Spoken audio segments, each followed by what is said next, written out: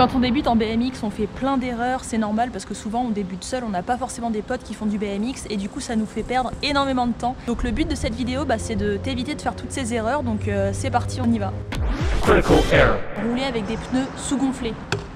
Quand on me disait de gonfler plus mes pneus, je le prenais mal parce que je me disais ça sous-entend que je m'y connais pas et tout, et tu sais c'est un peu vexant quoi. Au bout de la 4e fois, je me suis dit ok, il me saoule, je vais gonfler plus mes pneus. En fait c'est 10 fois plus agréable parce que tu pédales moins et tu vas plus vite. Moi je les gonfle à 3,5 bars. Je sais que t'en as qui vont jusqu'à 7 bars je crois, enfin t'en as qui sont complètement fous. Moi je dépasse pas 3,5. Pourquoi? Parce que pour être tout à fait honnête avec vous, après 3,5 j'ai peur que la chambre à air elle pète, tu vois, alors que pas du tout, mais tu sais t'as cette petite peur de...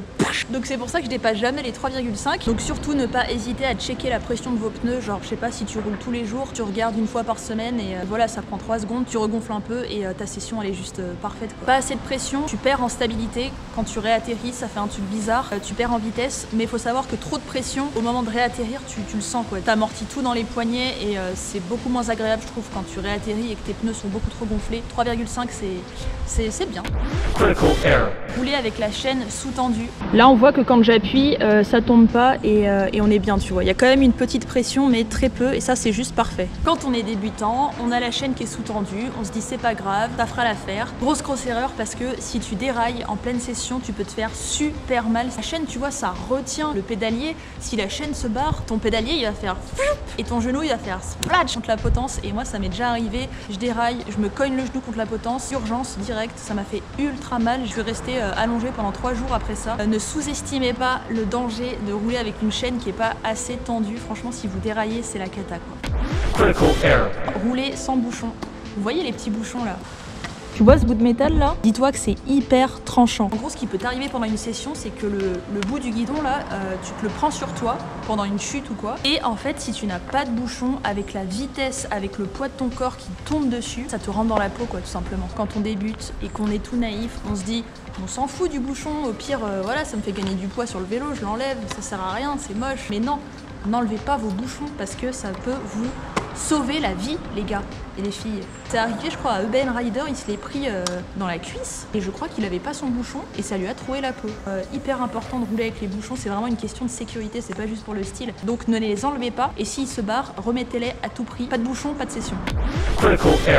Rouler sans s'échauffer. Alors si tu sors de ta journée de cours ou de boulot qu'il est 17h, tes muscles ils se sont échauffés déjà toute la journée, donc il n'y a pas de souci. Mais si tu sors de ton lit, que tu manges un truc et que tu vas au skatepark, tes muscles ils ont pas bougé de la journée, c'est-à-dire qu'ils sont endormis. Tu auras zéro réflexe et que tu peux te faire une cheville en 3 secondes. Et tu verras que les tricks que tu maîtrises le plus au monde, t'arriveras pas à les rentrer du premier coup. Pourquoi? Parce que tes muscles ils sont pas chauds, ils sont en mode doucement là je me réveille et donc tu peux pas leur dire vas-y fais backflip. Non, si t'as pas bougé tes fesses de la journée, tu vas t'échauffer avant de rouler si tu veux pas te faire mal. Oui, c'est très important et surtout quand il fait froid, quand c'est l'hiver, quand tu vas le matin au skatepark, que t'es motivé à fond, mais si tu t'échauffes pas, mais...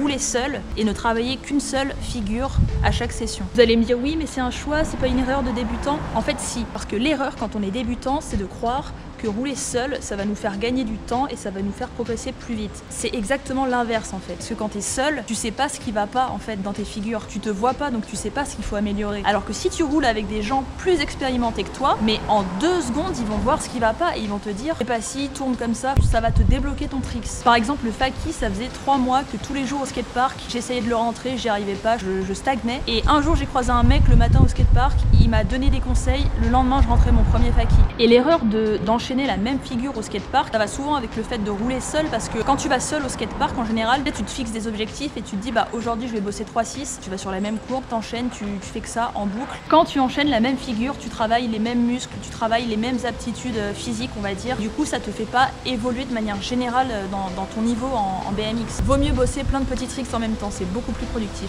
Quand je dis ne pas enchaîner un tricks en boucle, bien sûr que ça aide quand tu apprends un tricks de l'enchaîner en boucle, mais ce que je veux dire c'est que quand tu débutes, c'est bien bien de pas juste avoir un seul tricks en tête et de se dire bah s'il faut 6 mois, je l'enchaînerai pendant 6 mois et une fois que je le maîtriserai, je passerai à un deuxième tricks. Ça marche pas comme ça, vaut mieux à la limite même juste bosser 2 tricks à la fois, ça te permet déjà de diversifier un peu tes sessions et de pas t'ennuyer quoi, parce que si pendant 6 mois tu bosses le même truc non-stop, au bout d'un moment tu vas te dire mais c'est nul en fait le BMX, ça me saoule tu vois.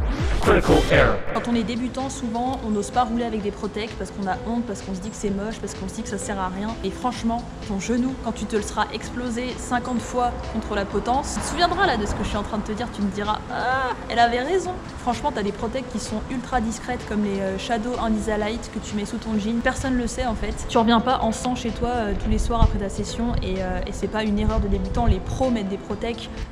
Quand vous achetez des pièces de BMX, ne pas privilégier la beauté de la pièce au détriment de tous les autres critères qui sont hyper importants comme la solidité, le prix, le poids, la taille. Ça c'est hyper important, donc ne vous dites pas, je sais pas, par exemple tu t'achètes une potence parce que tu la trouves trop belle et en fait elle est 10 fois trop courte ou 10 fois trop grande ou tu vois. Bon bah voilà pour les erreurs de débutants, donc faites pas tout ce que je viens de dire et puis roulez bien, à plus, bon ride à vous, salut.